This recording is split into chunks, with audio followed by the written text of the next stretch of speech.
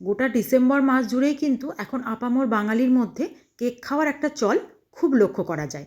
যতই এটা সাহেবি আদব কায়দা হোক না কেন, বাঙালি কিন্তু সব কিছুকেই সাদরে গ্রহণ করতে ভালোবাসে। নমস্কার বন্ধুরা, রসনালয়ে আপনাদের অনেক স্বাগত। আজ আমি আপনাদের সঙ্গে শেয়ার করব কফি কেকের রেসিপি। এত সুন্দর একটা নরম তুলতুলে কেক আপনারা মাত্র 2 চামচ কফি দিয়েই বানিয়ে ফেলতে পারবেন। তার জন্য এবার আমি এখানে নিয়েছি এই মেজারিং কাপের 2 কাপ ময়দা। আমি এই মেজারিং কাপের 2 কাপ মেপে নিয়েছি ময়দাটা। এবার এটাকে একটা বড় ছাঁকনার মধ্যে দিয়েছি, আমি এটাকে একটু চেলে নেব। তারপর এর মধ্যে আমি দিয়ে দেব চিনি গুঁড়ো। গুঁড়ো চিনি ব্যবহার করছি বলে ওই মেজারিং কাপের 1 কাপ দিচ্ছি, নইলে কিন্তু একটু কম, যদি গোটা চিনি ব্যবহার করেন তাহলে এই মেজারিং কাপ থেকে একটু কম নিতে হবে পুরো কাপের থেকে। এবার আমি এর মধ্যে দিয়ে দেব 1 টেবিল চামচ বেকিং পাউডার, আর দিয়ে দেব 1/4 টেবিল চামচ বেকিং সোডা। এবার সবকটাকে একসঙ্গে আমি খুব ভালো করে চেলে নেব। এই চালাটা যত সুন্দর হবে কেকের ব্যাটারটা কিন্তু তত ভালো রেডি হবে। তো সুন্দর করে চেলে নেব। আর আমাদের খুব সামান্য কয়েকটা উপকরণ, যেটা সবসময় আমাদের ঘরে থাকে, সেই রকম কয়েকটা উপকরণ দিয়ে আজ আমি কেকটা বানিয়ে ফেলবো। এখানে আমি এবার নিয়ে নিলাম 2 টেবিল চামচ কফি পাউডার। আপনারা যে কোনো কোম্পানির কফি পাউডার ব্যবহার করতে পারেন, আমাদের কফি ফ্লেভারটা নিয়ে কাজ। এবার এই কফি পাউডারটাকেও কিন্তু আমি খুব ভালো করে চেলে নেব। এবার আমি নিয়েছি এখানে ওই মেজারিং কাপের 1/2 কাপ, মানে এখানে 125 ml তেল আছে।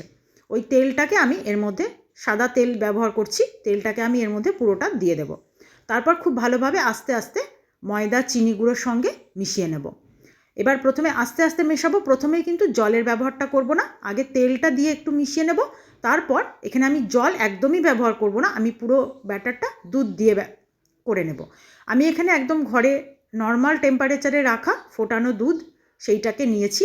এবার আস্তে আস্তে আমি দুধের ব্যবহারটা করব, আস্তে আস্তে মেশাতে থাকবো এইভাবে। আর আমার এখানে টোটাল যে দুধটা নিয়েছিলাম আমি বাটিতে, সেই দুধটা আমার 250 ml ছিল। তো 250 ml দুধটা কিন্তু আমার টোটালটাই এই ব্যাটারটা করতে লেগে গেল। আপনারা চাইলে কিন্তু অবশ্যই এটা জল দিয়েও করতে পারেন, তবে দুধ দিলে কিন্তু এটার স্বাদটা অনেকটাই বেশি হবে।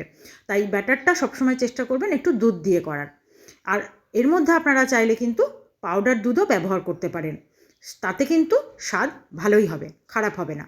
এবার খুব আস্তে আস্তে আমি এইভাবে ব্যাটারটাকে মেশাতে থাকবো, খুব হালকা হাতে আর ভালোভাবে মেশাতে হবে। এই ব্যাটারটা রেডি করাই কিন্তু এই কেক বানানোর সবথেকে আসল কাজ।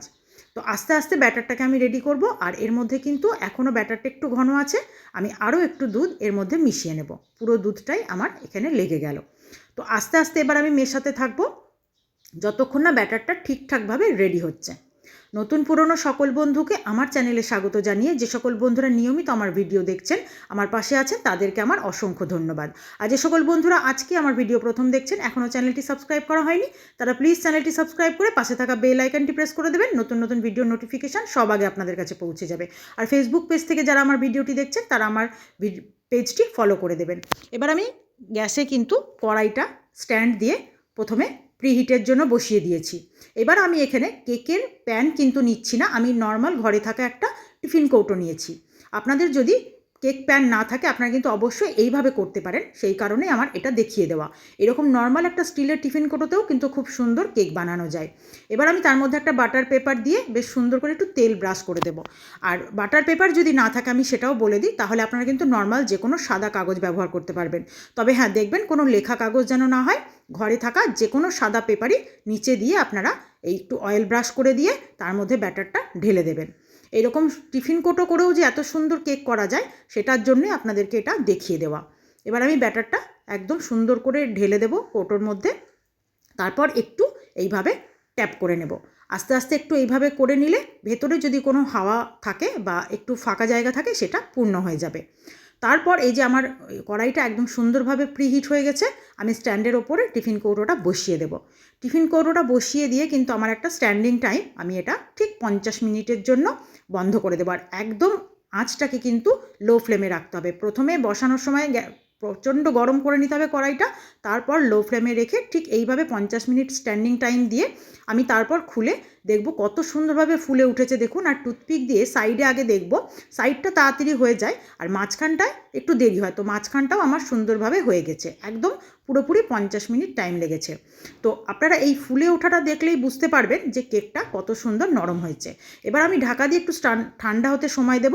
তারপর দেখুন ঠান্ডা হয়ে গেলে কেকটা দেখতে কত সুন্দর হয়েছে। এবার আমি নামিয়ে নেব। তারপর সাইডগুলো এইভাবে একটু প্রেস করলেই কিন্তু কেকটা খুব সুন্দরভাবে ছেড়ে আসবে। আপনারা যদি এরকম সুন্দর একটা কেক আপনারা বাড়িতে বানাতে চান, দেখলেন কত কম উপকরণে ঘরে থাকা জিনিস দিয়েই এত সুন্দর একটা কেক বানানো যায়, আর অযথা বাইরে কেনার কোনো দরকারই নেই। তো নিচের কাগজটা এবার আমি ভালো করে এইভাবে ছাড়িয়ে নেব। আর নিচ থেকে দেখে বুঝতে পারছেন যে কেকটা কতটা জালিদার হয়েছে আর কতটা লোভনীয়। আর আমরা কিন্তু প্রত্যেকেই শীতের সময় কফিটা খেতে খুব পছন্দ করি, তাই কফি ফ্লেভার কেক একটা পেলে আশা করি সকলেরই খুব ভালো লাগবে। আপনাদের যদি আজকের আমার এই কফি ফ্লেভার কেকের রেসিপি ভালো লেগে থাকে, আপনারা কিন্তু অবশ্যই লাইক, শেয়ার ও কমেন্ট করতে ভুলবেন না। আর দেখুন কেকটা কত সুন্দর নিচ থেকে হয়েছে, আর ওপরটাও কিন্তু ঠিক ততটাই সুন্দর হয়েছে। এবার আমি কেকটা কেটে আপনাদেরকে দেখিয়ে দেবো যে ভেতরটাও কত সুন্দর নরম হয়েছে। আর এই ওপরের এই যে ফুলে উঠেছে, এটা দেখেই কিন্তু কেক বোঝা যায় যে কেক ভেতর থেকে কতটা নরম হয়েছে। তো আপনারা তো দেখে বুঝতেই পারছেন যে কেকটা কতটা নরম হয়েছে। আমি এবার কেটেও নিলাম। এরপর আপনাদেরকে দেখিয়ে দিই যে ভেতরটা কত সুন্দর হয়েছে। দেখুন এতটুকু কোথাও কাঁচা নেই, আর একদম সুন্দরভাবে ভেতরটা জালিদার তৈরি হয়েছে। আর হাতে নিয়ে দেখুন কতটা সফট, এইটা দেখলে তো আপনারা বুঝতেই পেরে যাচ্ছেন যে এটা দুর্দান্ত স্বাদ হয়েছে। তো আপনাদের রেসিপি ভালো লেগে থাকলে অবশ্যই লাইক, শেয়ার ও কমেন্ট করবেন। আজকের ভিডিও এই পর্যন্তই, আবার দেখা হবে। নতুন বছর আপনাদের ভালো কাটুক। ধন্যবাদ।